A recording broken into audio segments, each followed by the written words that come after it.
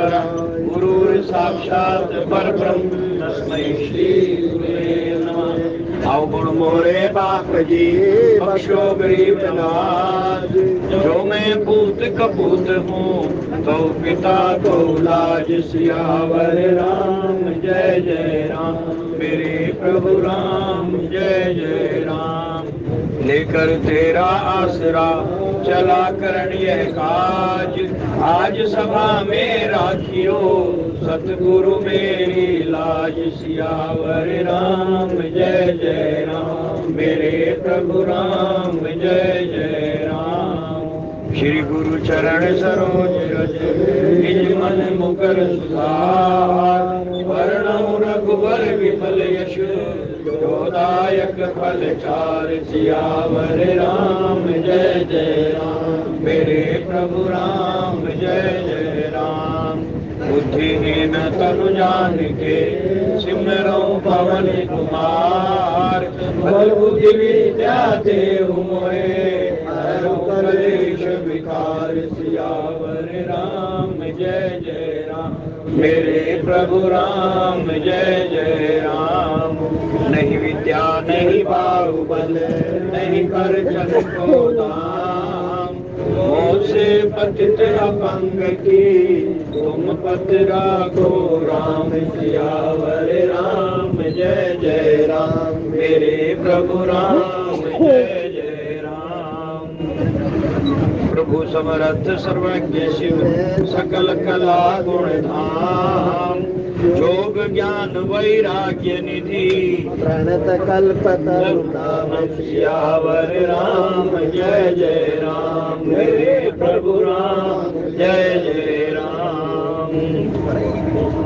सत्संग सभा में पधारे हुए शोक प्रेमी सज्जनों, श्री रामचरितमानस के प्रथम सोपान बालकांड के अंतर्गत बड़ा ही ज्ञानप्रद प्रसंग हमारे बीच में चल रहा है। और विचार करने योग्य बात यह है कि ये श्री रामचरितमानस रूपी ग्रंथ जो बड़े सौभाग्य से हमें प्राप्त हुआ है। पहली प्रभु की कृपा हमें मनुष्य योनि मिली, दूसरी कृपा सतगुरु मिले, तीसरी कृपा सत्संग मिला, और फिर सत्संग के अंदर प्रभु की वाणी सुनने का अवसर प्राप्त हुआ। विद्वत समाज के द्वारा हमें भगवान की लीलाओं का विस्तार से श्रवण करने का मौका मिला। अगर मनुष्य योनि में आकर के यानी इस चोले का लाभ ना उठा करके इसको व्यर्थ के कामों में यूं ही गंवा देते हैं, तो फिर इसकी गारंटी नहीं कि दोबारा मिलेगा या नहीं मिलेगा, ये निश्चित है। और अगर इसका लाभ उठा लिया तो गोस्वामी जी फलश्रुति दे रहे हैं कि राम की कथा तो ऐसी एक जो है जादूगरनी है जो हमें भवसागर से सीधा पार ले जाकर के छोड़ेगी। रास्ते में कोई स्टॉप है नहीं, कोई स्टॉप नहीं, कोई कोमा नहीं, कोई फुल स्टॉप नहीं, सीधा धुरधाम।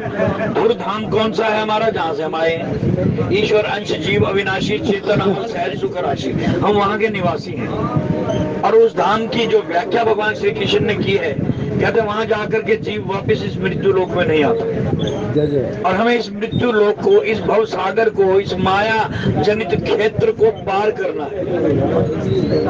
ये दो ही संप्रदाय हैं, एक संप्रदाय माया का है, दूसरा भगवान का है। माया बार बार भव सागर में धकेलती है, कर्म करवाती है, कर्मों का भुगतान करने के लिए वापस यहाँ धकेल देती है।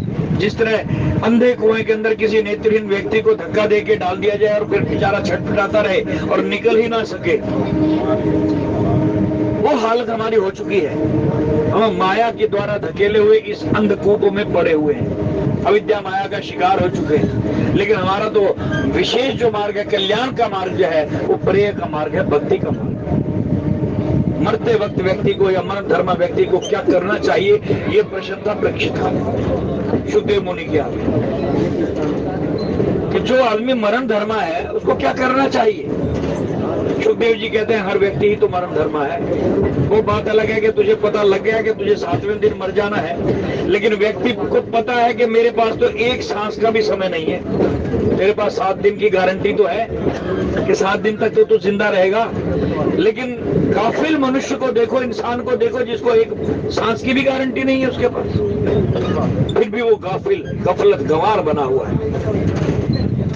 और सत्संग से जुड़ता नहीं, भगवत कथा सुनता नहीं। अगर सुन ले तो गोस्वामी जी फलश्रुति बता रहे हैं इसकी। सकल सुमंगलदायक रघुपति गुणगान, तुलसी सादर जे सुनहि, ते तरहि भव सिंधु बिनुयान। सियावर राम जय जय राम, मेरे प्रभु राम जय जय राम। गारंटी दे रहे हैं तुलसी बाबा। शर्त क्या रख दी? सादर सुने, आदर मान सम्मान देते हुए भगवान की कथा को सुनना चाहिए। कल्पतरु है। और सकल सुमंगलदायक, जितने दिन तुम इस भवबंधन में, इस मृत्यु लोक में रहोगे, मंगल ही मंगल होगा, अमंगल हो ही नहीं सकता। शुभ काम होंगे, शुभ कार्य होंगे, सारे काम अपना आप होते चले जाएंगे। और शरीर छोड़ने के बाद, स्थूल शरीर से अलग होने के बाद, ये जीव सीधा धुर धाम चला जाएगा, बिना किसी रोक टोक के, कोई साधन की जरूरत नहीं। ते तरह भव सिंधु यानी भव सागर, बिनु यान, बिना किसी साधन के, बिना किसी यान के, बिना किसी वाहन के भव सागर के पार उतर जाएंगे। शर्त क्या है?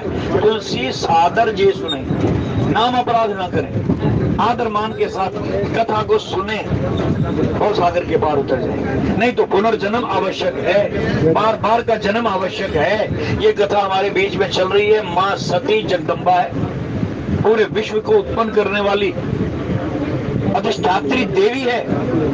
इसने ये नाम अपराध कर दिया। तुलसी सादर जे सुनाई वाली बात पूरी नहीं, कथा को मान नहीं दिया, सम्मान नहीं दिया। कथा सुनने के लिए चली तो गई। कथा सुनने का भी जो नियम है वो भगवान शंकर ने गृहस्थियों के लिए बताया कि एक गृहस्थी व्यक्ति को कथा या सत्संग या मंदिर इत्यादि या कोई भी धार्मिक कृत्य अकेले नहीं करना चाहिए। गृहस्थी का ये धर्म है कि धर्म पत्नी के साथ करें। चाहे दान करना हो, तीर्थ करने हो, कथा सुननी हो, मंदिर जाना हो, किसी भी धार्मिक अनुष्ठान में भाग लेना हो, धर्म पत्नी साथ होनी चाहिए। मिलकर के करें। व्रत, पूजा, दान, नियम दोनों मिलकर के करें। भगवान शंकर ने धर्मपत्नी को साथ लिया।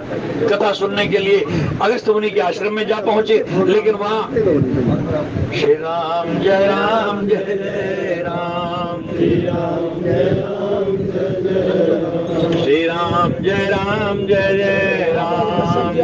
मेरे को फोन आ रहा है, बार-बार वहां डिस्टर्ब आ गया। कोई बात नहीं, वरना ये डिस्टर्बेंस यूं ही चलती रहेगी और फिर कथा का ही अपमान होगा। इसको नाम अपराध कहते हैं। यही नाम अपराध है।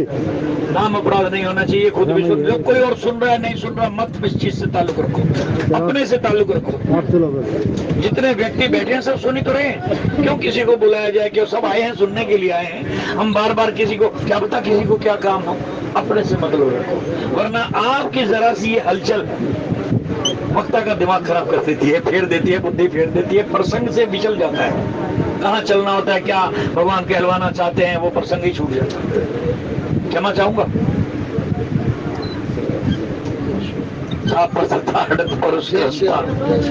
खोजिए विप्र कहीं बहुत। कई बार ऐसी कड़वी बात निकल जाती है क्योंकि हमारी भी तन्मयता भंग हो जाती है। तो कथा का मान सम्मान होना चाहिए। तुलसी सादर जे सुनई, बड़ी शर्त रख दी तुलसीदास जी ने कि आदर मान के साथ कथा को जो सुनेगा वो भवसागर पार उतरेगा, और जो इसका अपमान करेगा उसको पुनर्जन्म आवश्यक है। दोबारा जन्म लेने पड़ेंगे, एक भी ले सकता है और अनेक भी ले सकता है। सती मां से यही अपराध हो गया। कथा में पहुंच गई पति के साथ, गृहस्थ धर्म का निर्वाह भी किया, पति की आज्ञा भी मानी और कथा सुनने के लिए गई, लेकिन पति ने कथा सुनी और पत्नी ने नहीं सुनी। इधर उधर ध्यान भटकता रहा। कथा संपूर्ण हो गई, जब चली आरती भी हो गई तो पति देव से पूछ रही है, स्वामी कथा समाप्त हो गई क्या? अरे बोले तू क्या सुन रही थी? कथा हो भी गई, संपूर्ण भी हो गई, आरती भी हो गई, तेरा ध्यान कहाँ था? कहने लगे मैंने तो ध्यान से सुनी नहीं। कहने लगा फिर चला भुगत, नहीं सुनी थी, सुन लेती तो कल्याण हो जाता। और वही हुआ। आगे जब गई तो जिसकी कथा सुनी थी वो निर्गुण पार ब्रह्म परमेश्वर, जो बड़े भाग्य से नर्तन में आकर के जीवों का कल्याण करता है, दर्शन देता है, वो यहाँ आकर के सिर्फ एक ही काम करता है कि अपने भक्तों को आनंद देता है, अपना स्वरूप आनंद में स्वरूप दिखाता है और फिर अपने आनंद धाम को ले जाता है। इसी काम के लिए आता है। किसी को मारने नहीं आता, सबको तारने आता है। वो तारनहारा पार ब्रह्म परमेश्वर राम का नाम धरवा करके राम रूप में अवतरित होकर के सती के सामने आ गए, शंकर के सामने आ गया। अब जिसने कथा सुनी थी, पहले तो हमें देखो थ्योरिटिकल ज्ञान होना चाहिए, थ्योरी सुननी चाहिए, भगवान के बारे में जानकारी पूरी ले लें, कथाओं के माध्यम से, धार्मिक पुस्तकों के माध्यम से, विद्वानों के माध्यम से, सदगुरु के माध्यम से। समझ में ना आए तो बार बार सुनो, बार बार सुनो, एक बार नहीं, एक एक प्रसंग को कई कई बार सुनो, जब तक बुद्धि में बैठ ना जाए, पूरा समझ में ना आ जाए, आगे मत बढ़ो, आगे मत बढ़ो। खुद इस कथा के लेखक गोस्वामी तुलसीदास जी महाराज कह रहे हैं कि मैंने अपने गुरु से ये कथा कई बार सुनी, मेरी समझ में नहीं आ रही थी। गुरु ने भी हार नहीं मानी, बार बार समझाया, बताया, कई बार सुनाई, तब जाकर के कुछ पल्ले पड़ी, कुछ समझ में आई। और हम तो ये सोचते हैं कि हम तो रोज यहाँ करके बैठते हैं, हमें क्या जरूरत है सुनने की, रोज ही तो सुनते हैं, रोज ही तो वही प्रसंग होते हैं। लेकिन भोजन भी रोज रोज करते हैं, दूसरे दिन फिर भूख लग जाती है। ये तन की भूख है जो मिटती नहीं, तन को भोजन चाहिए, लेकिन कभी हमने ये सोचा है कि मन को भी भूख लगती है। मन की खुराक क्या है? दे दे नाम संतोखिया, उतरे मन की भूख, तुझ बिन होड़ के मंगना, सिर दुखा के दुख। हे प्रभु, तेरे बगैर और कोई चीज मांगूंगा तो सिवाय दुख की और कुछ नहीं मिलेगा। सुख है नहीं सांसारिक पदार्थों में, माया के इस प्रेम के मार्ग में सिवाय दुख के और कुछ नहीं है। मैं सुख भी देखूंगा, मांगूंगा तो सुख मांगे तो दुख आगल आवे, सो सुख मोहे मांगिया ना भावे। हर सुख के पीछे दुख खड़ा हुआ है, इसलिए मुझे सुख भी नहीं चाहिए। दुखों का ये एक पंडाल है, माया की नगरी है, यहाँ दुख के सिवाय कुछ है नहीं। इसलिए मन को सुख मिले वो वरदान दे दे, और वो क्या है? दे दे नाम संतोखिया, उतरे मन की भूख। नाम को छोड़ करके अगर मैं तुझसे कोई और पदार्थ मांगू तो सिर दुखा के दुख, अनंत जन्मों का जो है दुखों का पिंडारा अपने सिर पर बांध के धर लूंगा। जन्म जन्म भुगतने पड़ेंगे, हर जन्म में दुख भोगने पड़ेंगे। बार बार का जन्म मरण का दुख सबसे बड़ा दुख है। और इसका निपटारा कैसे होगा? बोले भगवान की कथा सुन करके, भगवान का कि थ्योरिटिकल ज्ञान प्राप्त कर लो धार्मिक पुस्तकों से, इन विद्वान संतों से जो रोज यहाँ आते हैं। इनके पास समय फालतू नहीं है, ये प्रभु की देन है, गॉड गिफ्ट ही है, जो हमें यहाँ करके कथा सुनाते हैं, भगवान की बातें बताते हैं। ये हमारे धन्य भाग्य हैं जो हम इनसे रोज कुछ ना कुछ थोड़ा बहुत सुनते रहते हैं। लेकिन पूरा समझ में नहीं आता तो भी सुनो, बार बार सुनो। एक वक्ता बोल गया, दूसरे दिन दूसरे से फिर सुनो। गोस्वामी जी की बात मान लो, कहते हैं राम की कथा बड़ी गूढ़ है। गूढ़, इस गूढ़ कथा को सुनने के लिए हमें भी गूढ़ बनना पड़ेगा, सूक्ष्म को पाने के लिए सूक्ष्म होना पड़ेगा। लेकिन हम तो अभी स्थूल के अंदर ही बैठे हुए हैं, स्थूल शरीर से ही पूजा कर रहे हैं और स्थूल की ही पूजा कर रहे हैं। भगवान का श्री विग्रह बना करके हम श्री विग्रह के आगे आरती की थाली घुमा देते हैं, धूप बत्ती कर देते हैं और इस स्थूल शरीर के द्वारा हाथ पांव जोड़ करके आरतियां बोल देते हैं, हो गई पूजा। लेकिन ये अधूरी है, भूमिका जरूर बन गई, मन मोटिवेट जरूर हुआ, लेकिन पूर्णता नहीं मिली। पूर्णता मिलेगी, मन को इन्वॉल्व करना पड़ेगा भगवान की थ्योरी सुनने में, भगवान की कथा सुनने में, भगवान के चरित्र और लीला और स्वरूप का ज्ञान प्राप्त करने में। मन को निरंतर लगाना पड़ेगा, और जब मन लग गया, मन को ये रस आ गया, तो फिर मन को ये माया जितना मर्जी खींचती रहे उड़ जाएगा नहीं, फिर राम की ओर ही जाएगा, फिर राममय हो जाएगा। वाल्मीकि भय ब्रह्म समान, ये ब्रह्म समान हो जाएगा। बड़े बड़े विद्वानों ने जब इस मन के साथ लड़ाई लड़ी तो मन हार गया और विद्वान संत महात्मा भक्त जीत गए। लड़ाई है, 1-2-4 दिन में हारने वाला नहीं है। बार बार कथा सुनते रहेंगे, कथा सुनने से भगवान का ज्ञान होगा। भगवान का ज्ञान प्राप्त करने के बाद फिर हम इसको अपने जो है हृदय में धारण करके, हृदयंगम करके अपनी जीवनी वैसी बनाएंगे। यही हमारा लक्ष्य है कि हमें राममय होना है, रामत्व हमारे अंदर आ जाए, राम के गुण हमारे अंदर आ जाए। यही कथा सुनने का लाभ है।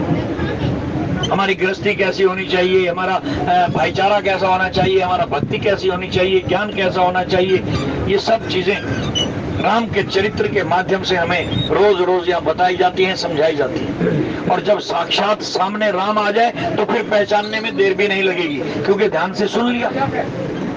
किसी छोटे से बच्चे को जब ये पढ़ा दिया जाता है ना कि ये एप्पल है, ये इस रंग का होता है, इस आकार का होता है, ये गोलाकार होता है और इसका ये टेस्ट होता है, पूरी थ्योरी समझा दी जाती है, तो बच्चे को समझने में देर नहीं लगती। वो तुरंत बाजार में एप्पल देख करके चिल्ला उठता है, पापा एप्पल, पापा एप्पल। क्यों? ज्ञान हो गया, ज्ञान हो गया। और हम वहीं के वहीं ज्ञानी बने बैठे हैं। सामने एप्पल यानी राम खड़ा है और सती कह रही है ये कौन है? सामने राम आ गया और भगवान ने प्रणाम किया दूर से। जय सच्चिदानंद घन आपकी जय हो।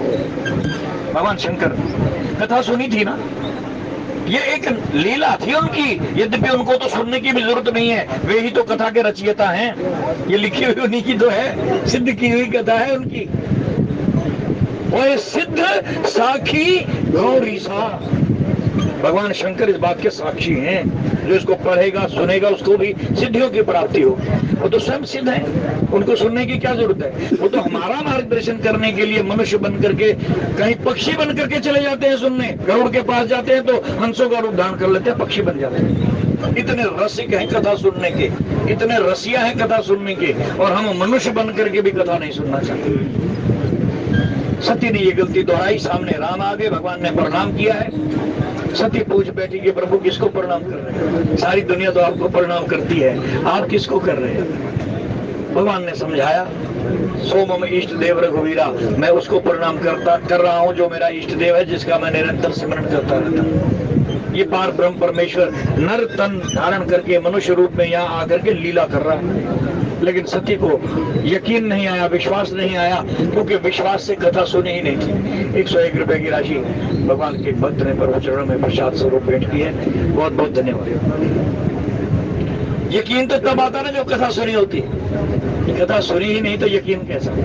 बार बार समझाने पर भी नहीं मानी। आखिरकार परीक्षा ले ली, परीक्षा में फेल हो गई। लेने गई थी परीक्षा कि मैं राम की परीक्षा लूंगी, लेकिन ईश्वर परीक्षा का विषय है ही नहीं, प्रतीक्षा का विषय। यही गलती कर गई, परीक्षा लेनी ही नहीं चाहिए थी। लेकिन क्योंकि कथा नहीं सुनी थी इसलिए चली गई। पति का कहना भी नहीं माना, फेल होकर के आ गई, जिसका परिणाम ये हुआ कथा न सुनने के कारण पुनर्जन्म लेना पड़ा, शरीर को अग्नि में जलाना पड़ा, पति से वियोग हुआ, पति के द्वारा त्याग दी गई। हजारों साल तक पति से अलग रही, बिछोड़ा। हजारों साल तक दूसरा जन्म लेने के लिए भी कई हजार साल तक इंतजार करना पड़ा। और जब दूसरा जन्म मिला तो फिर घोर तप करना पड़ा, कठोर तपस्या, फिर से पति का स्थान प्राप्त हो, उसके लिए फिर उपराला करना पड़ा। लेकिन जैसा कि भगवान श्री कृष्ण कहते हैं कि मेरे भक्त का कभी पतन नहीं होता। आप जितना भी यहाँ धार्मिक कार्य कर रहे हैं ना, ध्यान से कर रहे हैं, मन से कर रहे हैं, मन के अंदर जो बिठा रहे हैं, आप गारंटी से लिखवा लो आपका पतन नहीं होगा। अगर आपने कथा ध्यान से सुनी है तो मर जाओगे, शरीर छोड़ जाओगे, अगले जन्म में भी कथा याद रहेगी, काम आएगी। वहीं से शुरुआत होगी अगले जन्म की, जहाँ छोड़ के मरोगे। शरीर जहाँ छूटेगा वहीं से अगली शुरुआत होगी। लेकिन ध्यान से सुनी होगी तो, नहीं सुनी होगी तो फिर भटको। 84 लाख योनियां हैं, किस किस योनि को गिनो, इसी में भटकते रहोगे। और अगर ध्यान से सुनोगे तो अगला जन्म भी मनुष्य का ही मिलेगा, पतन नहीं होगा। मेरे भक्त का पतन नहीं होता। ये कौन कह रहा है? स्वयं भगवान की वाणी है, भगवान श्री कृष्ण कह रहे हैं। अगर हमें उन पर विश्वास है तो फिर मानो कि पतन नहीं होगा। पार्वती का भी पतन नहीं हुआ। सती का देह चला गया, दूसरी देह धारण की, दूसरा जन्म लिया, लेकिन पतन नहीं। अभी भी ज्ञान क्यों का त्यों है, लेकिन जहां छूटा था उससे आगे का ज्ञान नहीं। यही वजह है कि आज दूसरा जन्म लेकर भगवान शंकर के साथ विवाह करके आज जब घर में आई हैं तो घर गृहस्थी का जो नियम है वो भी, ये कथा हमें खाली भगवान की ओर ही प्रेरित नहीं करती, संसार में सकल सुमंगलदायक, संसार के सारे मांगलिक कार्य भी करने की प्रेरणा देती है और जो है प्रसाद रूप में देती भी है। गृहस्थी को घर में जब भी अवसर मिले भगवान का नाम सिमरन करना चाहिए, धार्मिक कार्य करने चाहिए, कथा पढ़नी चाहिए, कथा सुननी चाहिए, सत्संग से जुड़े रहना चाहिए। ये गृहस्थी का धर्म है, पति पत्नी दोनों। और विशेषकर जब पति ड्यूटी करके आए, फुर्सत के समय में, खाली क्षणों में, खाली समय में धर्म पत्नी और पति दोनों मिलकर के भगवत चर्चा करें। कोई प्रसंग भगवान के बारे में पत्नी पूछ ले, कि मैंने आज टीवी में ये प्रसंग देखा, आज ये प्रसंग चल रहा था, मेरी समझ में नहीं आया, जरा समझा दो। जिज्ञासा, बेटों को भी समझाए, बच्चों को भी पढ़ाए, समझाए। थोड़ा सा समय जरूर निकाल करके भोजन से निवृत्त होकर के जब सोने का समय है तो सोने से पहले आधा घंटा, 20 मिनट, 15 मिनट बच्चों के साथ जरूर बैठो, उनको कथाएं सुनाओ, ज्ञान दो, उनके पढ़ने में दखल मत दो। पढ़ने का समय भी निकालो उनके लिए, वो पढ़ें, लेकिन खाली समय में आधा घंटा उनके लिए ज्ञान के लिए भी निकालो। उनको हानि लाभ से अवगत कराओ, ताड़ना रखो। ताड़ना, पीटना नहीं। मैंने सवेरे भी ये ताड़ना शब्द की व्याख्या की थी कि कई लोग ताड़ना शब्द का अर्थ ही पीटना लगा करके बैठ गए, बड़ा दुरुपयोग हो रहा है शब्द का। ताड़ना का मतलब पीटना नहीं, बच्चों को पीटना नहीं है। नालियेत 5 वर्षाणि ताड़येत 10 वर्षाणि च षोडशेतु प्राप्ते मित्रम सम समाचरेत। 5 साल तक बच्चों के साथ लाड प्यार से उसको पालो पोषो, लाड लगाओ। जब 10 का हो जाए तो ताड़ना रखो, ध्यान रखो, बिगड़ ना जाए बच्चा। आज तक तुमने उसको ऐसे घर में संभाल के रखा जैसे तिजोरी में हीरे संभाल के रखते हो, धन संभाल के रखते हो। ये बच्चे हमारी प्योद हैं, संस्कारों से इनको सींचना है। आज तक हमने इनको संभाल के रखा, लेकिन अब ये घर से बाहर जाने लगे हैं क्योंकि उम्र 5 से ऊपर हो गई, स्कूल में आना जाना शुरू हो गया, गलियों के बच्चों से संगत हो गई, तो कहीं गाली गलौज तो नहीं सीख रहे, कहीं अपशब्द बोलना तो नहीं सीख रहे। ये ताड़ना रखनी है। ताड़ना मीन्स ध्यान, पीटना नहीं, ध्यान रखना। लेकिन यहाँ तो ताड़ना शब्द के ही अर्थ बदल दिए लोगों ने, किस तरह दुरुपयोग कर रहे हैं शब्द का। बच्चों पर ध्यान रखो, बच्चों को साथ बिठाओ, समय स्वयं भी समय निकालो। और माताएं बहनें फुर्सत के समय में अपने पति के साथ धर्म की चर्चा करें, धार्मिक चर्चाएं करें। पितरों के बारे में, कोई भी त्योहार आ रहा है उसके बारे में पूछ ले कि स्वामी ये होली का त्योहार आ रहा है, क्यों मनाया जाता है। बच्चों के साथ बैठ के बताओ, उनको समझाओ। होली का त्योहार खाली ये मुंह काला करने वाला त्योहार नहीं है कि गंदगी उठाई और मुंह पर चेप दिया, उठा दिया, गंदगी में फेंक दिया। बच्चों को बताओ ये क्यों मनाया जाता है, बच्चों को बताओ। बताएंगे कब, जब हमें थ्योरी पता होगी, हम थ्योरेटिकल जो है इसको सुन चुके होंगे, जानते होंगे, तभी तो उनको इसकी थ्योरी बताएंगे कि ये कथा क्या है, क्यों मनाया जाता है। हमें ज्ञान नहीं होगा तो उनको क्या बताएंगे। बस उनके लिए तो मात्र एक तमाशा है। पिचकारियां लेनी है, आती जाती माँ बहनों को, सड़क पर आती जातियों को गुब्बारे मारने हैं, वो चाहे मरे पड़े, टांग टूटे, जो मर्जी हो जाए। कभी बच्चों के साथ बैठ करके उनको ये समझाओ कि बेटा ये त्योहार मीठा त्योहार है, प्रेम का त्योहार है, प्रेम से खेलो, ऐसे खेलो जैसे मेरी माँ राधा और मेरा पुत्र कृष्ण। मेरे माँ बाप खेल करके गए हमें समझा करके। आज भी 1 महीना लठमार होली शुरू हो चुका है। खेल बरसाने वाले रोज एक टोली नंदगांव में आती है और लठमार होली खेलते हैं, और एक परिवार नित्य प्रति लंगर का आयोजन करता है, भंडारे का आयोजन करता है, और धूमधाम से ये त्योहार पूरा महीना चलता है। और कमाल की बात तो ये, आप लोगों के व्हाट्सएप का जमाना है, देखो अमेरिका से, कनाडा से, दूर दूर से विदेशी लोग ये होली देखने भी आते हैं और खेलने भी आते हैं। देवता भी तरसते हैं इस होली को खेलने के लिए। हमें मौका मिला है, हम इसका नाजायज फायदा उठा रहे हैं। तो कोई भी त्योहार आए, कोई भी उत्सव आए, घर में बैठ के चर्चा होनी चाहिए, बच्चों के बीच में चर्चा हो, पति पत्नी बैठ करके एकांत में इन त्योहारों के बारे में जो है चर्चा करें, बच्चों को भी समझाएं। आज माँ पार्वती ने देखा, क्या देखा कि प्रभु शांत वेश में बैठे हुए, जबकि भगवान शंकर का जो भेष है वो अमंगलकारी है। गले में मुंडमाला, ऊपर सर्प और कानों में वो बिछुए, बिछुओं की जगह कुंडलों की जगह बिच्छू, ऐसा वेश, राख पहनी लगाई हुई, इस तरह का अमंगल वेश है। और कई बार तो उनके नेत्र भी बड़े लाल लाल दिखाई देते हैं। शुक्र करो कि तीसरा ना खोलें, वो 2 नेत्र भी उनका तेज भी नहीं उठा जाता, तीसरा तो बहुत दूर की बात है। ऐसे रूप में दिखाई देते हैं। लेकिन आज मेरे प्रभु का वेश कुछ और रूप है उनका। किस रूप में बैठे हैं, वो स्वामी जी ने लिखा, बोले बैठे सो काम ऋतु कैसे, भरे शरीर शांत रस जैसे। ये रूप हमने शंकर का रूप, बाहरी रूप देखा है, मुंडमाला वाला रूप देखा है, नागों वाला रूप देखा है, भस्मधारी रूप देखा है, लेकिन आज शांत रस में बैठा, शांत चेहरे से अमृत टपक रहा है, आंखों से, नेत्रों से शांत ज्योति टपक रही है। जटाजूट को बांधा हुआ है, जटाएं बिखरी हुई नहीं है, ये जटाजूट ही जंजाल है। गृह कारज नाना जंजाला। ये नाना जंजाल, विभिन्न प्रकार के घर के काम काज जो है, इन जंजालों को बांध करके भगवान ने जोड़ा बना लिया, ऊपर जटाजूट बना लिया। हमें इन घर के कामों से फुर्सत निकालनी होगी। ये जटाजूट बांध करके बैठना, शांत रस वेश में बैठना, यही हमें समझा रहे हैं भगवान शंकर कि घर में इस रूप में बैठो, शांत भाव से। मन पर क्रोध के भाव नहीं होने चाहिए। पति पत्नी बैठे हैं शांत रस, बच्चों के साथ भी थोड़ा सा हंसी मजाक का माहौल बना करके ऐसा घर में वातावरण बना दो कि शांत रस टपके, अमृत टपके, मिठास जुबान पर आ जाए, दिन भर की थकावट उतर जाए। और ऐसे में पत्नी को क्या चाहिए? भोजन इत्यादि से निवृत्त होने के बाद घर के नाना जंजाला, गृह कार्य नाना जंजाला, इनको आकर के उसके आगे न रख दे, पति के आगे। क्या आज मेरी सासू माँ ने मुझे ऐसे कहा, ससुर ने ये डांट मार दी, ननद ने ऐसा कर दिया, फलानी पड़ोसन ने ये कर दिया, कुछ नहीं, कोई गिला शिकवा नहीं, बच्चों की भी शिकायत नहीं, बल्कि शांत रस का फायदा उठावे। पति शांत मूड में बैठा है तो पत्नी को भी इस शांत रूप का, शांत वेश का फायदा उठाना चाहिए। पार्वती ने उठाया, बताया हमें कि जब पति इस रूप में, शांत वेश में, शांत रस में घर में आकर के हंसी मजाक के माहौल में, खुश मूड में बैठा हुआ नजर आए, तब कोई दिल की बात है तो उसके आगे रखो। अगर वो शांत रूप में नहीं है, थोड़ा क्रोधी मूड में बैठा है, तो उसके आगे घर की कोई बात मत बताओ, वरना क्रोध भड़क उठे, क्रोध भड़क उठे।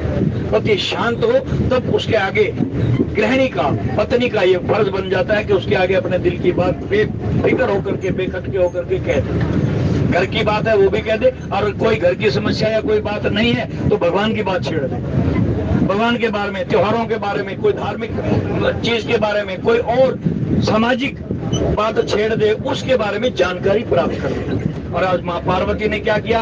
पार्वती भल अवसर जानी गई, शंभु कही मात भवानी। शुभ अवसर है, बहुत अच्छा मौका है। मेरे प्राणनाथ आज बड़े खुश मूड में बैठे हैं, जगतपति भगवान शंकर शांत भाव से बैठे हुए हैं। सुंदर अवसर देख करके पार्वती भगवान शंकर के पास गई और जान प्रिया आदर अति दीना, वाम भाग आसन हर दीना।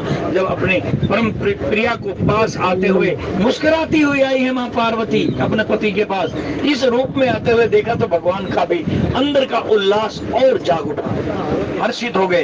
तब तुरंत कहा, पार्वती आओ ना, दूर क्यों खड़ी हो, बैठो मेरे पास। अपने बाईं तरफ वाम अंग में बिठाया और पार्वती इसी दिन की इंतजार में थी। एक दिन पूर्व काल में जब सती के रूप में थी तो इसी जगह से उठा करके बहिष्कृत कर दिया गया था कि आज के बाद तुम यहाँ मेरी बाईं तरफ नहीं बैठोगी, मेरे सामने बैठोगी, क्योंकि तुमने मेरी माँ सीता का रूप धारण कर लिया। अब मेरी पत्नी बनने के लायक नहीं हो, मैं तुम्हें पति रूप में साथ नहीं बैठने दूंगा। लेकिन आज इतनी बड़ी तपस्या के बाद माँ पार्वती को वो स्थान दोबारा मिला। भगवान शंकर ने स्वयं आज्ञा दी है, आओ मेरे साथ बैठो, अपना आसन, अपना स्थान ग्रहण करो, जो स्थान तुमसे छिन गया था। किस लिए छिना था? फिर बात दोहरा दो, बात पकड़ में आ जाए। और जब तक बात पूरी पकड़ में ना आए ना, युधिष्ठिर की तरह ढीठ बने रहना, छोड़ना मत। युधिष्ठिर को एक पाठ पढ़ाया गुरु द्रोणाचार्य ने, सत्यम वद, 2 लफ्ज थे सिर्फ, सत्यम वद, सिर्फ 2 बातें कही और कहा कि कल पाठ सुनूंगा। दूसरे दिन सारे बच्चों ने सुना दिया। 5 भाई ये थे और 100 दुर्योधन इत्यादि भाई थे। 104 ने सुनाया, 5वां युधिष्ठिर नहीं सुना पाया। गुरु द्रोणाचार्य कहते हैं 2 अक्षर का तेरे को पाठ दिया था, सत्यम पद, ये भी याद नहीं हुआ? कहेंगे नहीं प्रभु याद नहीं हुआ, 2-4 दिन का टाइम और दे दो। कहेंगे इतना सा पाठ याद करने के लिए 4 दिन का टाइम? क्या लगा ज्यादा भी लग सकता है। करते करते 15 दिन बीत गए। 15वें दिन युधिष्ठिर ने आकर के कहा कि प्रभु आज याद हो गया, आज सुनाऊंगा। और जब वो पाठ सुनाया तो द्रोणाचार्य ने पूछ लिया कि युधिष्ठिर इतना सा छोटा सा पाठ याद करने में तुझे 15 दिन क्यों लग गए? कहने लगा महाराज पाठ तो उसी वक्त याद हो गया था जब आपने कहा था। लफ्जी पाठ, वर्णात्मक पाठ, शाब्दिक पाठ, शब्दों वाला पाठ तो उसी दिन याद हो गया था। शब्द तो याद हो गए थे, थ्योरी याद हो गई थी, थ्योरिटिकल तो उसी समय मेरे दिमाग में इसकी थ्योरी बैठ गई थी, सत्यम पद। लेकिन प्रैक्टिकल करना चाहता था। प्रैक्टिकल क्या किया? बोले सपने में भी अब मैं झूठ नहीं बोलूंगा, मैंने इतना अभ्यास किया, प्रैक्टिकल किया है, इसलिए मैं दावे से कह सकता हूं कि आज पाठ याद होगा। इसी तरह ढीठ बने रहना जब तक भगवान राम की कथा पूरी समझ में ना आए, आगे मत बढ़ना, बार बार सुनना, बार बार पढ़ते रहना, सुनते रहना। और जब कोई प्रसंग दिमाग में बैठ जाए, पत्नी के दिमाग में, पति के दिमाग में, बच्चों के दिमाग में, जब तक पूरा न बैठे आगे मत बढ़ना। आज माँ पार्वती ने इतनी लंबी यात्रा करके पुनर्जन्म प्राप्त किया है, बात दिमाग में बैठ गई कि भगवत कथा का अनादर नहीं करना और इसको ध्यान से सुनना है। आज फिर से उसको वो स्थान प्राप्त हो गया जिस स्थान से उसको एक दिन हटा दिया गया था, बहिष्कृत कर दिया गया था। आज उसी स्थान पर स्वयं भगवान शंकर ने स्वयं बिठाया है। जान प्रिया आदरत दीना, वाम भाग आसन हर दीना, बैठी शिव समीप हर्षाई, पूर्व जन्म कथा चित आई। अब वो संस्कार जाग उठे। पिछले जन्म में पतन नहीं हुआ ना, पतन होता तो फिर मनुष्य योनि नहीं मिलनी थी, किसी और योनि में जाती, लेकिन पतन नहीं हुआ। जहां कथा छूटी थी, जहां से आगे नहीं सुन पाई थी, अब अगली यात्रा वहीं से शुरू हो रही। यहीं से मैंने कथा की शुरुआत की थी कि हम लोगों का पतन नहीं होगा। जितनी भक्ति हम इस शरीर में कर रहे हैं, अगला जन्म वहीं से शुरू होगा। हमें गधे घोड़े की योनि में या निचली योनियों में या नरकों में नहीं जाना पड़ेगा, शर्त अगर तुलसी की मान लेंगे तो। और तुलसीदास जी क्या शर्त रख रहे हैं? तुलसी सादर जे सुनही, ये कथा जो आदर मान सम्मान देते हुए भगवान के कथाएं सुनेंगे, भगवान के गुणगान सुनेंगे, जो सत्संग से जुड़े रहेंगे, सकल सुमंगलदायक रघुनायक गुणगान, तुलसी सादर जे सुनहि ते तरहि भव सिंधु बनिया। उनका पतन नहीं हो, माँ पार्वती का पतन नहीं हो। वहीं से यात्रा शुरू हुई। ध्रुव प्रहलाद की यात्रा 5 साल की उम्र में दोबारा शुरू हुई। पिछले जन्मों के शुभ कर्म आगे आ गए।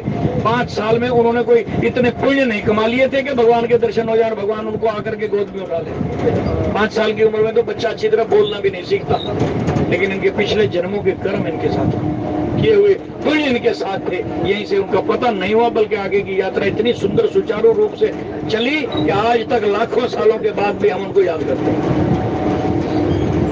तो इसलिए हम लोगों का भी पतन नहीं होगा अगर कथा ध्यान से सुनेंगे तो। पार्वती ने कथा ध्यान से अब सुनने की जिद की है, एक मन में उमंग, एक चाह उठी है। आकर के भगवान शंकर ने अपने साथ आसन दिया। जैसे ही बैठी तो तुरंत पिछले जन्म की याद आ गई कि मुझे इस आसन से क्यों हटाया गया था, क्योंकि मैंने कथा नहीं सुनी थी, ध्यान से नहीं सुनी थी, इसलिए मुझसे ये स्थान, पत्नी का स्थान छीन लिया गया था। आज वही स्थान मुझे पुनः प्राप्त हुआ है, तो अब मुझे इसका लाभ ले लेना चाहिए। ये मनुष्य का चोला हमें एक बार नहीं, अभी पहली बार नहीं, इससे पहले भी कई बार मिला है। कई बार हम स्वर्गों में गए, कई बार नरकों में गए, कई बार गधे घोड़े की जोनी भी भुगत करके आए हैं, जीव जंतुओं की योनियां भुगती हैं, लेकिन अब फिर मिला है, फिर मिला है ये मनुष्य का चोला। अब इसका लाभ उठा लो, पिछली गलतियां की माफी मांग लो, प्रायश्चित कर लो, लेकिन अब आगे से ऐसी गलती दोबारा नहीं करेंगे। मान लो कबीर की बात, अब की बाहर बख्श बंदे को और न जल फेरा, ये प्रभु बख्श दे, दोबारा इस भव सागर में मत आ, दोबारा जन्म मत देना। कबीर साहब खुद कहते हैं मेरे 800 जन्म हुए, 4 जन्मों का तो खुद उन्होंने जिक्र ही किया है, चारों युगों का।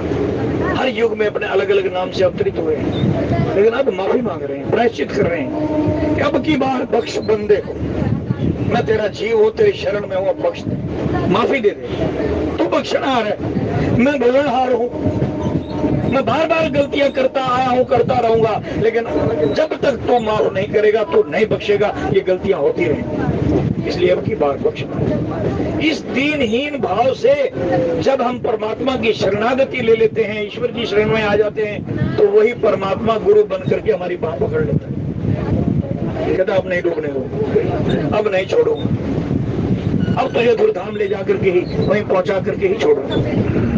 तो उनकी बात को ही मान लो, संतों की बात को मान लो।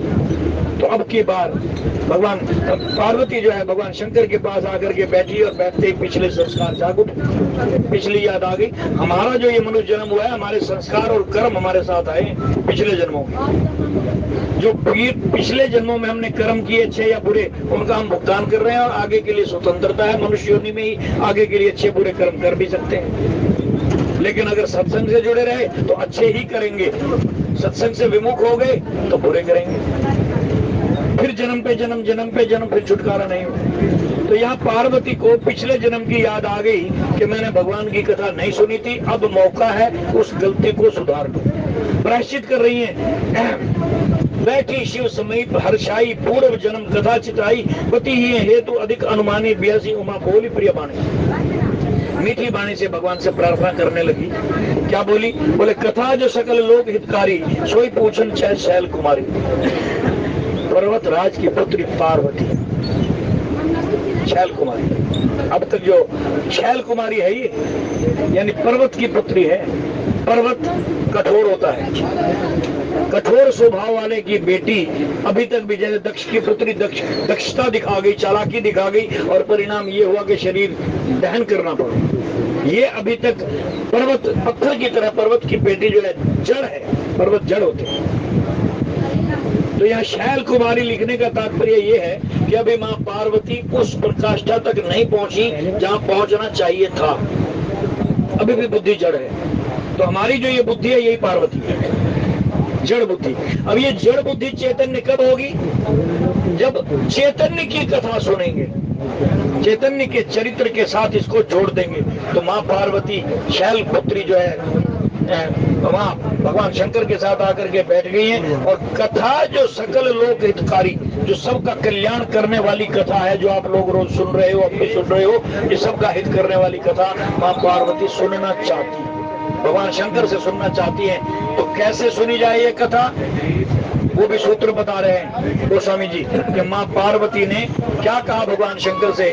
विश्वनाथ मम नाथ पुरारी, त्रिभुवन महिमा विदित तुम्हारी, तीनों लोकों में तुम्हारी जय जयकार है, तीनों लोग तुम्हारी महिमा जानते हैं। आप क्या हो ये भले ही मैं ना पहचान पाऊं, परंतु वेद पुराण शास्त्र शेष महेश संत महात्मा आपके भक्त आपकी महिमा जानते हैं। आप त्रिपुरारी त्रिपुर राक्षस का वध करने वाले हे स्वामी, चर अरु अचर नाग नर देवा सकल करें पद पंकज सेवा।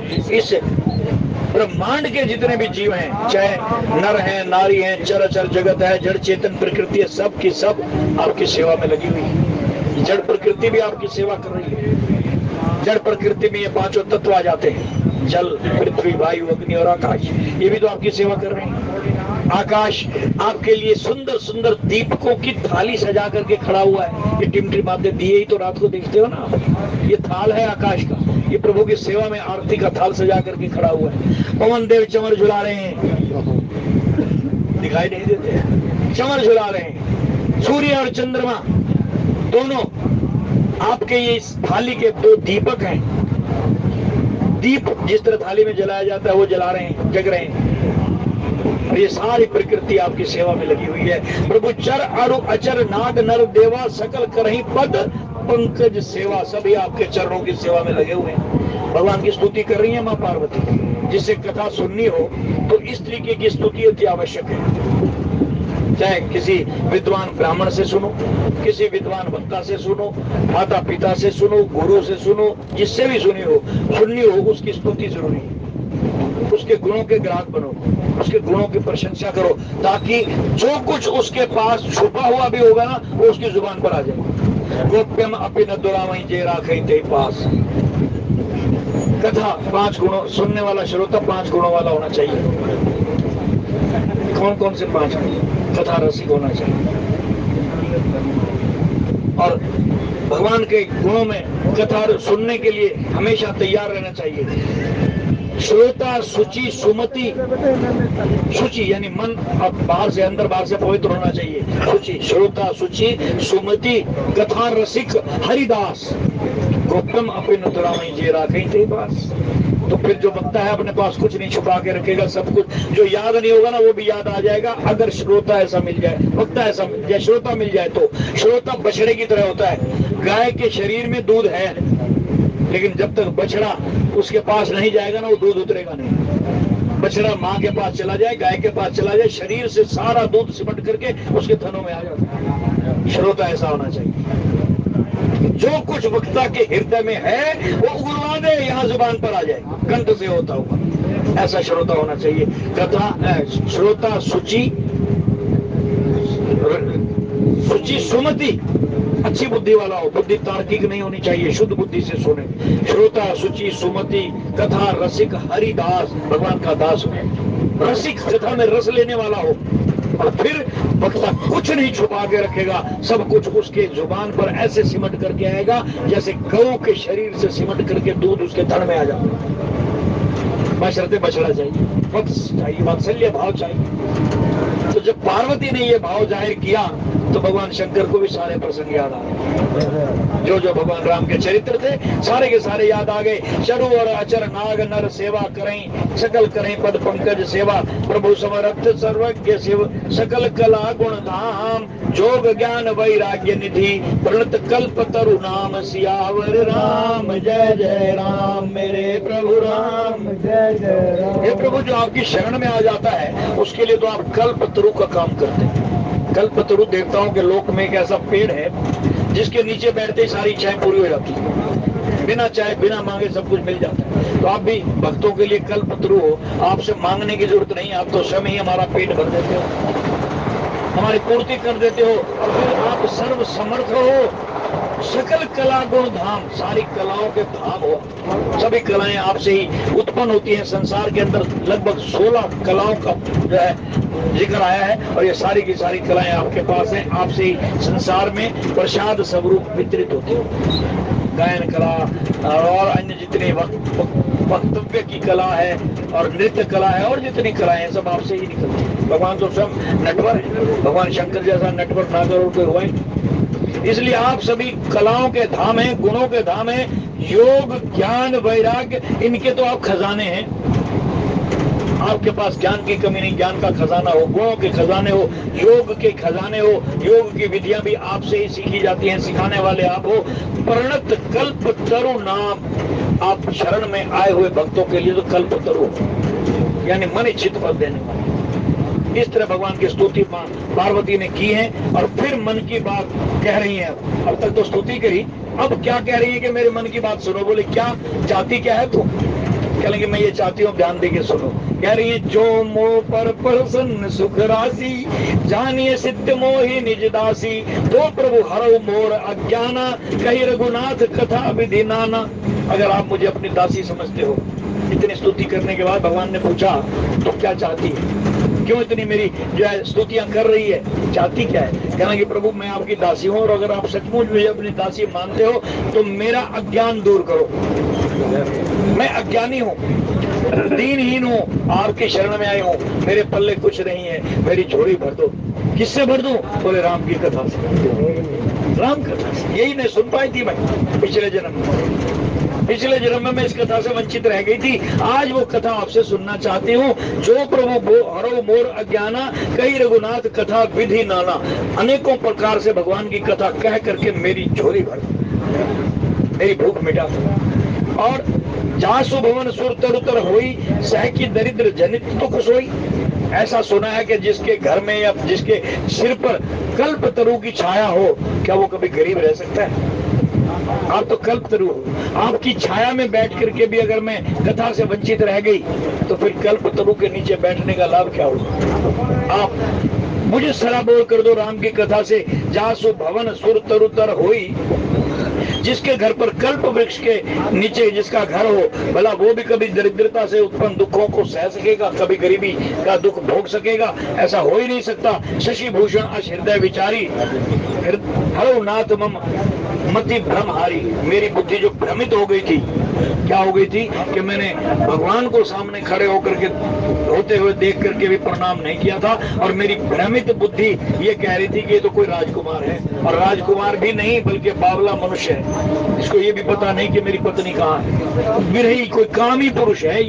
ये मेरी मति भ्रमित, और हमारी मति भी भ्रमित हो रही है कि हम राम के अस्तित्व को ही मानने से इनकार कर रहे हैं। हम कहते हैं राम भी पता नहीं था क्या नहीं था, मानी नहीं बुद्धि हमारी, यही भ्रमित बुद्धि है। पार्वती मान गई कि मैं भ्रमित हो गई थी, मेरी बुद्धि भ्रमित हो गई थी, पगला गई थी। हे प्रभु मेरी उस गुनाह को बख्श दो। और अब शशि भूषण अस हृदय बिचारी, हे टेढ़े चंद्रमा को शीश पर धारण करके उसकी शोभा बढ़ाने वाले शशि भूषण, आप उसको भी आभूषण के रूप में धारण कर लेते हो जो टेढ़ा होता है, और मेरी बुद्धि भी टेढ़ी है, भ्रमित हो गई है। तो आप टेढ़े को सीधा करने की कला जानते हो, उसको भी पूजनीय बना देते हो। आपने टेढ़े चंद्रमा को धारण करके उसको विश्व में पूजनीय बना दिया। मेरी बुद्धि भी टेढ़ी है प्रभु, इसको भी शुद्ध कर दो। और हरो नाथ मम मति भ्रम भारी, हे प्रभु मेरी इस बुद्धि के इस भ्रम को, वहम को दूर करो। क्या करो प्रभु जे मुनि परमार्थवादी, कहीं राम कहूँ ब्रह्म अनादि, शेष शारदा वेद पुराना, सकल करें रघुपति गुण गाना। प्रभु एक ब्रह्म, जिसको वेद कहते हैं कि ब्रह्म एक है, अनेक नहीं है, वो ही अनेकों प्रकार से संसार को चलायमान भी कर रहा है, पैदा भी कर रहा है, पालन पोषण भी कर रहा है, सारे काम वो अकेला ही ब्रह्म करता है। क्या ये सत्य है? उस ब्रह्म का ज्ञान दो मुझे, उसके बारे में मुझे बताओ। मेरी बती में ये भ्रम है कि ये कैसे हो सकता है। जो निरीह भी उसको कहते हैं कि उसकी कोई इच्छा नहीं है, और फिर उसके बारे में ये भी कहा जाता है कि ना उसके कान है, ना हाथ है, ना पैर, बिन पद चले सुनई, बिन काना कर बिनु करे करम विधि नाना। ये अचंभित बातें मेरी समझ से बाहर हैं। मेरे इस भ्रम को दूर करो कि बिना हाथों के काम कैसे हो सकता है, बिना पैरों के कोई चल कैसे सकता है, बिना कानों के कोई सुन कैसे सकता है, फिर आनन रहित सकल रस भोगी, और जिसका मुंह ही नहीं है वो खा कैसे सकता है, सारे रस कैसे भोग सकता है। भगवान शंकर मन ही मन हंस रहे हैं कि ये अभी भी उस ब्रह्म को आम आदमी समझे बैठी है, कि जिस तरह आम आदमी के ये अंग कार्य करते हैं ना, ये उस ब्रह्म को भी इन्हीं अंगों वाला समझे बैठी है कि इसका मुंह होगा तो खाता होगा, नहीं तो नहीं खाता होगा। वो तो सचमुच आनंद रहित, बिना मुख के सब कुछ, सारा संसार उसी के उदर में ही तो समाया हुआ है, बिना मुंह के ही तो खा गया सबको। और फिर जब उत्पन्न करता है तो फिर उसको कुछ नहीं करना पड़ता, केवल संकल्प मात्र से सृष्टि की उत्पत्ति होती है, रचना हो जाती है। तो पार्वती कह रही है कि प्रभु प्रभु जे मुनि परमार्थवादी, कहीं राम कहूँ ब्रह्म अनादि, जिन्होंने तत्ववेता, तत्व दृष्टि रखने वाले, वो परमार्थवादी जो परमहंस वैरागी बन चुके हैं। परमहंस, परमहंस की उपाधि ऐसे ही नहीं मिल जाती। परमहंस वो है जिसने सिमरन और भजन के द्वारा अपने को उस प्रकाष्ठा पर ले जाकर के उस लोक में पहुंचा दिया है जहां से फिर वो वापस नहीं आता, जिसके बारे में गुरुवाणी कह रही है कि नाम रते परमहंस वैरागी, निज घर ताड़ी लाई है। वो परमहंस वैरागी जो नाम के रंग में रंगे गए, वो इस भवसागर से पार उतर गए और वहां अनामी लोक में, सत्य लोक में, सत्यखंड में बैठ करके तालियां बजा रहे हैं, नृत्य गान कर रहे हैं, भजन कीर्तन कर रहे हैं। वे परमहंस वैरागी जिन्होंने परमात्मा को तत्व रूप से जान लिया, वे जो है परमार्थवादी, कहीं राम को ब्रह्म अनादि, वे इसी राम को ब्रह्म कहते हैं जिस राम को आपने प्रणाम किया। मैं उसी राम की कथा सुनना चाहती हूँ कि क्या वही ब्रह्म जिसको परमार्थवादियों ने तत्व रूप से पहचान लिया और फिर कहते हैं कि वही ब्रह्म ही राम बनकर गया है। ये भेद मुझे समझा दो, मेरी बुद्धि में ये संशय है। और शेष शारदा वेद पुराना सकल करें रघुपति गुण गाना। परमार्थवादियों की तो बात छोड़ो, चलो उन्होंने तो सिद्धियां प्राप्त कर ली, परमार्थवादी बन गए, राम के नाम के रंग में रंगे गए और दूरधाम पहुंच गए, लेकिन वो भी उसका पूरा बयान नहीं कर पाए, अधूरा ही छोड़ दिया, यहाँ बताने के लिए वापस नहीं आए। वेदों से पूछा गया, वेदों ने भी कह दिया नेति नेति, हम भी थोड़ा बहुत जानते हैं, पूरा नहीं जानते। बोले सो शेष शारदा वेद पुराण, वेद पुराण शेष शारदा, जो इशारा हो गया है लेकिन आखिरी दो लफ्ज, शेष शारदा और वेद पुराण भी जिसका भेद नहीं जानते, वे भी नीति नीति कह करके अपना बल्ला छुड़ा रहे हैं। सकल करें रघुपति गुण गाना, लेकिन फिर भी उस राम की कथा, उसके गुणगान गा रहे हैं। क्या वही ब्रह्म, वही राम दशरथ का पुत्र है या कोई और है? या राम सो अवध नृपति सुत सोई, वही राम ही दशरथ का पुत्र बन करके आया है कि अगुण अलख गति सोई?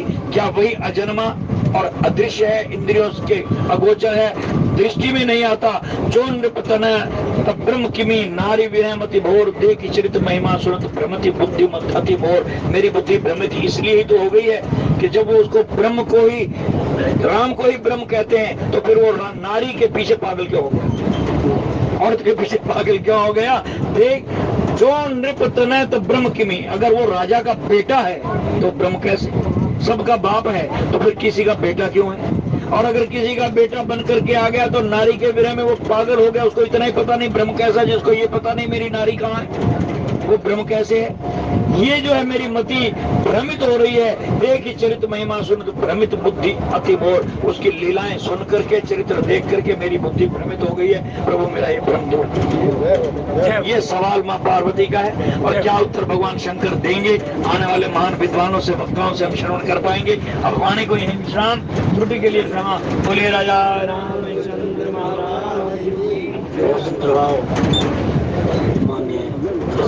आरती का समय। ओम जय जगदीश हरे